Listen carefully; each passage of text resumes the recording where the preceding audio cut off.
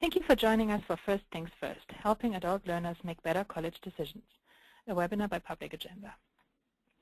We are a nonpartisan, nonprofit organization that helps people navigate the issues that typically divide them and attain solutions that work for them. Our work includes a combination of opinion research and public and stakeholder engagement. My name is Caroline Hagelskamp. I'm the Director of Research here at Public Agenda, and I'm joined by my colleague Will Friedman, who is Public Agenda's president. In this webinar, I will first discuss new research that we conducted with adults without degrees who are seriously considering enrolling at a post-secondary institution to complete a certificate or degree program.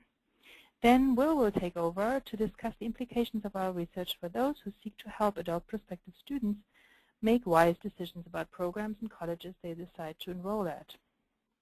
We then have a Q&A, again moderated by Will Friedman. And I also want to point out that this research and webinar have been generously supported by the Kresge Foundation.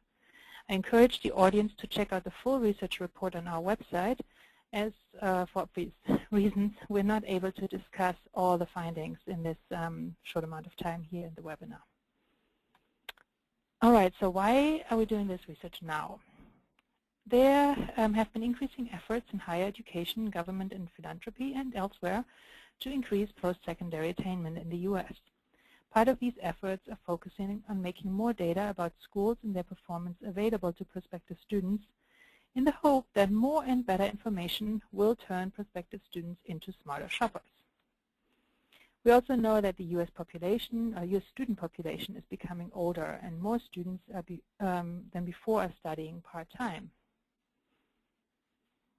We also see more full-time workers and parents returning to college in the hope to earn valuable certificates and degrees. And more students decide to take some or all of their classes online. At the same time, though, higher education is suffering from unacceptable low graduation rates, from high student loan debt and significant student loan defaults. So given the situation, we wanted to know more about this still under-researched group of Americans without degrees who are trying to figure out for themselves whether earning a college credential will actually be worth it for them. Especially, our project was built around a number of questions. For example, how are prospective adult learners making decisions about college? What are their biggest concerns and priorities as they're reviewing their options? Where are they getting their information from? And what would help them make decisions and find colleges and programs that better fit their needs? To be clear, in this research, we defined adult prospective students as 18 to 55-year-old Americans without associate's or bachelor's degrees who say that they're considering enrolling at a post-secondary institution to complete a certificate or degree program. They're not currently enrolled as students anywhere, and they wouldn't be entering college straight out of high school. Moreover, all our participants say that it is likely that they will go back to school within the next 2 years. So in that sense, the issue is particularly urgent and imminent to them. The study consisted of a nationally representative survey of adult prospective students, and we completed 903 interviews, largely on the telephone. We also conducted Public Agenda signature learning curve research focus groups with these types of adult prospective students. So just briefly, those are 3-hour-long focus group conversations with individual follow-up interviews on the telephone. In the focus groups, we introduced participants to information about the higher education sector that was mostly new to them. For example, we talked about a range of school performance metrics, websites that allow prospective students to compare schools and such things as graduation rates and tuition costs. And we also discussed basic differences between for-profit and non-for-profit higher education institutions. Participants in these focus groups were encouraged to fully engage with this information and ask questions and deliberate the value of that sort of information. Now we're getting to some of the findings. And first of all, I would like to point out a few facts this research revealed about this specific population of adult prospective students. After all, again, we are looking at a very much under-researched group. We know a lot about high school students as prospective college students, and we also know quite a bit about the needs of college students once they enter the higher education institution. Here, however, we really wanted to know about all the Americans out there who are not yet connected to an educational institution, but are considering enrolling in one in the future and how they go about making their decisions. We estimate that 23% of 18 to 55-year-old Americans without degrees are adult prospective students, hence, which means they're considering going back to complete a degree. An additional 5% are contemplating going back to school to take a few classes, but not necessarily complete a degree. The majority of these adults hope to earn a bachelor's degree, but only 11% want to enroll directly into a bachelor's program. This means that a vast majority of this population is looking for certificates and two-year programs to begin with. Nearly half already have some college experience, and 1/4 is already paying off student loans. One quarter hopes to complete an online education, an online degree, but 3/4 are looking to take at least some of their classes online, so there's a huge demand for online education. Moreover, nearly 60% expect to take remedial classes in college, and we were quite surprised about that high number, which indeed is about the number who will end up taking these kind of classes. We also found that about a fifth mention a for-profit school as one of the schools of their interest, even though, I will discuss later, these prospective students don't typically think of schools as for-profit or non-for-profit institutions. And now we're going to get to the more substantive finding of the research. We gave, here first of all, we gave respondents a whole battery of things they could potentially be worried about. And we found that the driving concerns are the cost of their education, particularly the prospect of taking on a lot of debt, and the question of how to combine the demands of school with their already existing family and work responsibilities. Moreover, on this graph, it's quite interesting to note that even though most, nearly 60%, are worried about keeping up academically, just 30% worry about dropping out. Next, we asked what they cared about most as they are searching for colleges and programs. And here we have some clear winners. The absolute top priority are high-quality teachers, and especially instructors who care about students. In fact, that's a theme that will come up again and again in this research. We heard over and over that these adults very much care about being taught and advised by experts who care about their success and who take their time with them. Also high up on their list of priorities are affordable tuition and the promise to gain skills and knowledge in school that are directly relevant in the workplace. In other words, most of these adults are primarily looking for practical degrees. On the next slide, you see the bottom part of the battery, the priorities battery, and the kind of things that much fewer adults care about. For example, just 22% felt it is essential that a school keeps their class size small, and even less find such things essential as the types of extracurricular activities the school offers and whether or not their fellow students are largely their age. Next, we gave respondents a list of services that are often quite prominent in college commercials and advertisement. And we asked how much more attractive they would be to a school if it offered those kind of services. And indeed, this group is quite receptive to such things as job placement services, hands-on help with financial aid application, and personal tutors. Many also say they would be a lot more interested in a school if it offered internship opportunities and if their instructors also worked as professionals in their field of expertise. These are clearly things that college marketing professionals have known for a while. And then we wanted to know where these adults are getting their information from. And this is the next battery. As you can see, they're most likely to learn about college from friends, family, and colleagues. But right after word of mouth come TV commercials, billboards, and ads. At least in this pre-decision stage, they are far less likely to say they're learning about their options from a college guidance counselor or perhaps their employer. And we think this is a pattern that we might want to see somewhat changed or reversed in the future. On the next few slides, I will show what happened when we asked adult prospective students on their views and experiences with the types of information that many higher education experts hope future students engage with before they make a college decision. So for example, we asked our respondents how important they thought it was to compare various types of school performance indicators before deciding what to study and where to enroll. But we found that barely half of our respondents felt it was essential to consider such metrics as the school's graduation rate or graduates' average student loan debt. And just 45% thought it was essential to know what types of jobs or salaries graduates get before enrolling. All of this, of course, is the kind of information that experts put a lot of effort and time in making transparent. Moreover, we found a shocking lack of unfamiliarity with websites such as the White House College Scorecard, Campus Explorer, and Big Future, all of which are designed to help students compare schools across various aspects and make more informed decisions. In our focus group, virtually no one had heard of these websites, and just 18% of survey respondents said they had used any kind of interactive websites for their searches. However, respondents who had used interactive comparative sites typically rate them very favorably.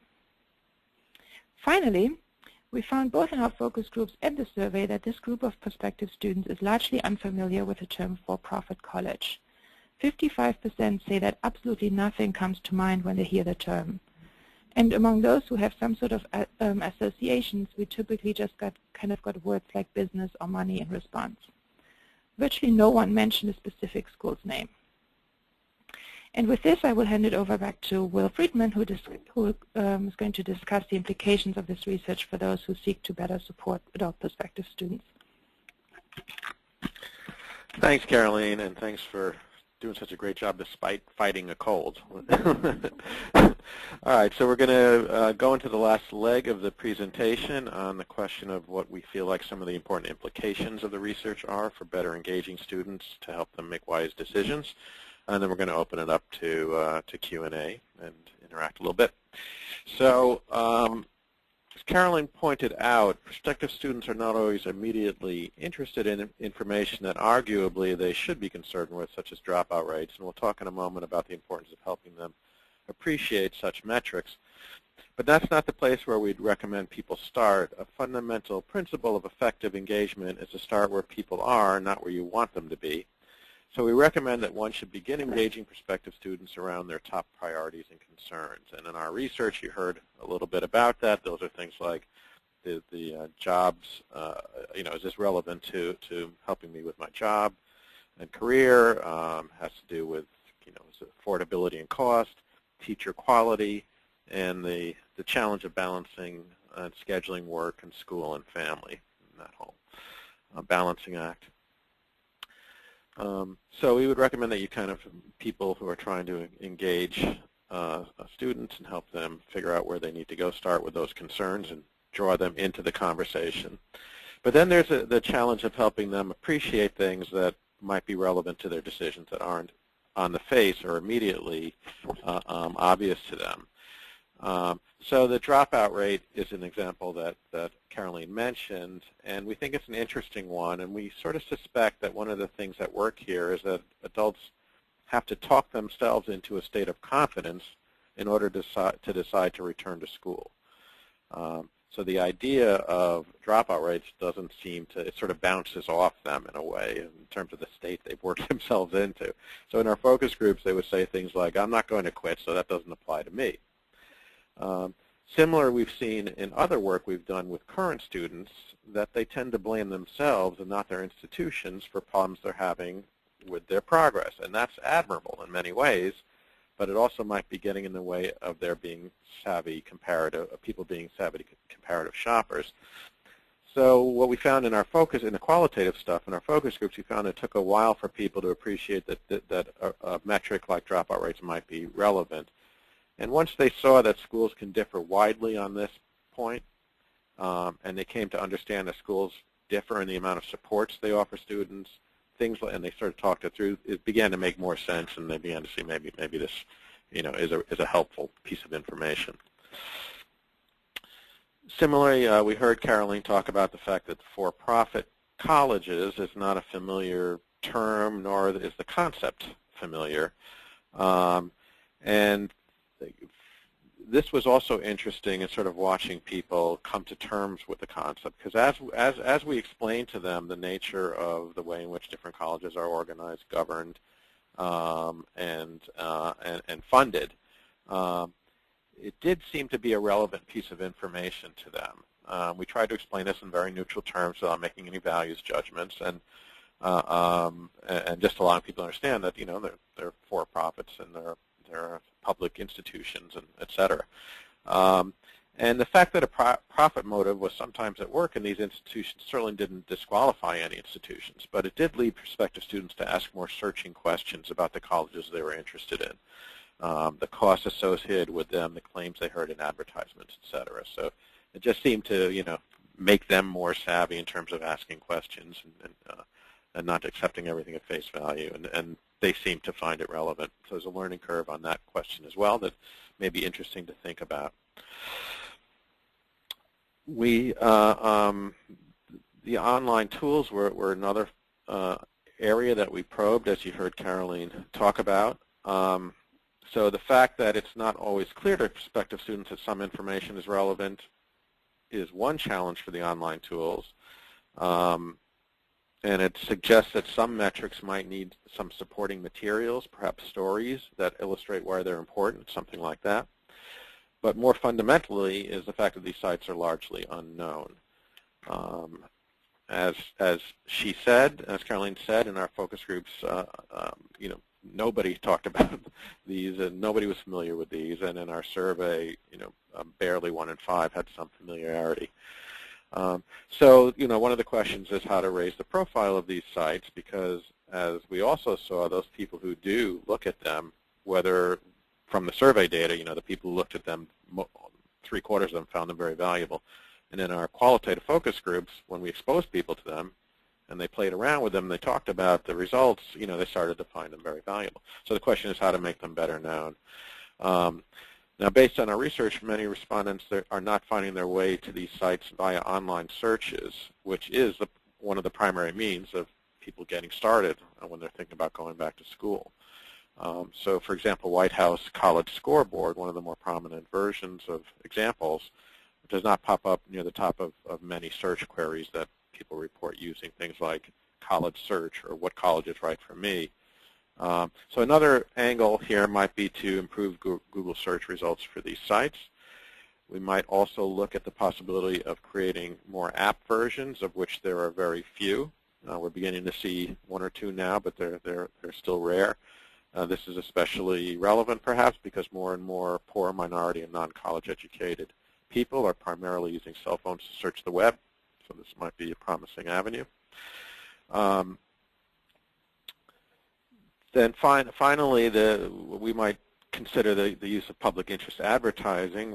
We found that one of the ways that many students learn about colleges, and especially the for-profit sector colleges, is through advertising. And we therefore suspect that public interest ads that make people aware of nonpartisan comparison sites might be helpful, especially if they grab people's attention by speaking to their leading concerns around cost and job relevance and things like that as a way to hook them in. And we'll finally say not to neglect the human touch, because as helpful and cost-effective as informational websites might be, it's also extremely helpful to people to learn about, to work through these kinds of complex decisions by engaging with relevant other folks and talking matters through. And we certainly saw that in the focus groups. And when we asked people about, what would help them, they often gravitated toward interacting with experts and current students, either in person or online, one way or another. It was clearly extremely helpful to them, and they were looking for those sorts of opportunities. So that sums up what we think are some of the salient points of the research. We would like to respond to any questions you might have. You can type your questions again into the chat box. Let's see, we have a couple on queue here.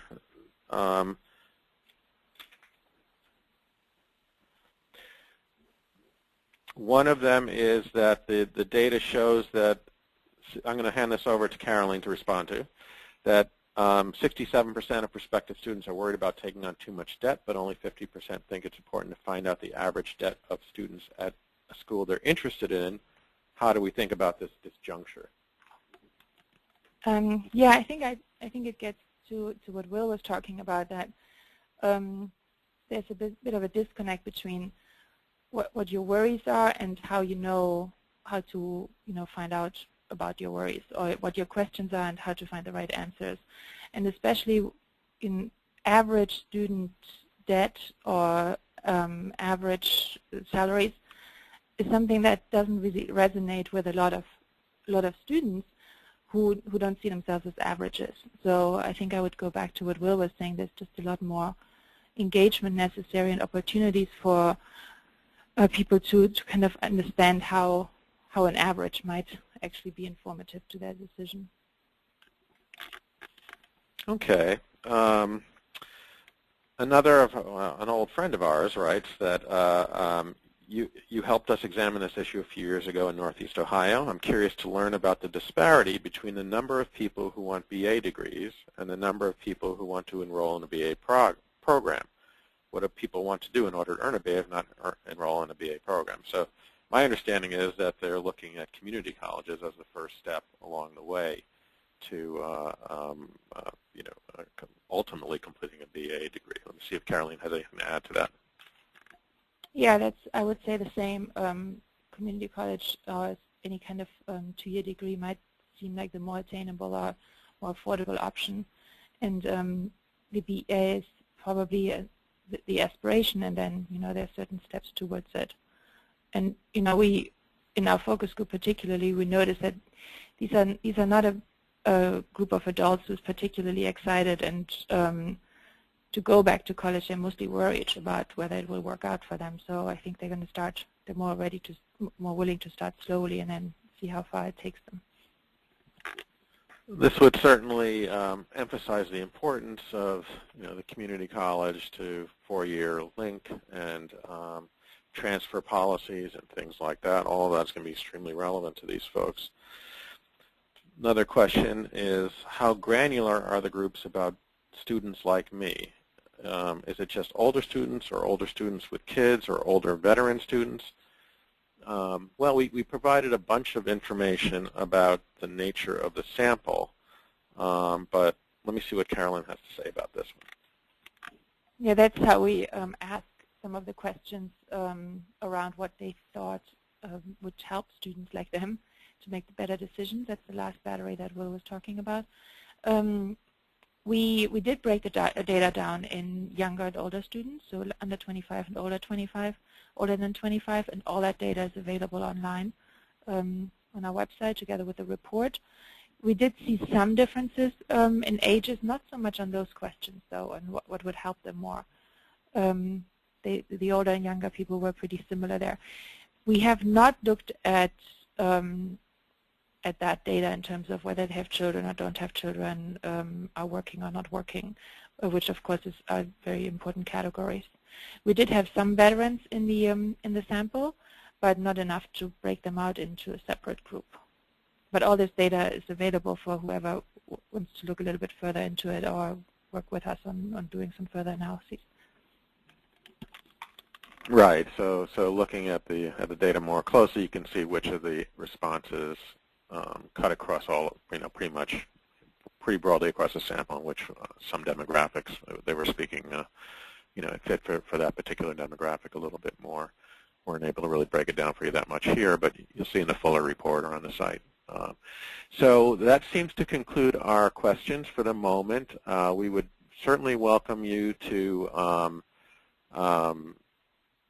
put more questions, chat more questions in, and we'll respond, or just email us directly. We're going to provide you with emails addresses. That's happening now in your chat box.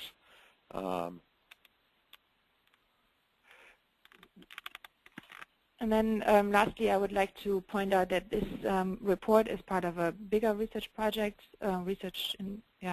effort that's funded by the Kresge Foundation, and we're coming out with another report just in January on which features some of the students we just talked about and many others on higher education in the for-profit sector specifically. So stay tuned to that, or send us an email if you want to be on our mailing list for that report. So thank you very much for your attention, and we hope you found it useful. Again, get in touch with us if you have any follow-up questions. Thanks so much, folks, and enjoy the rest of your day.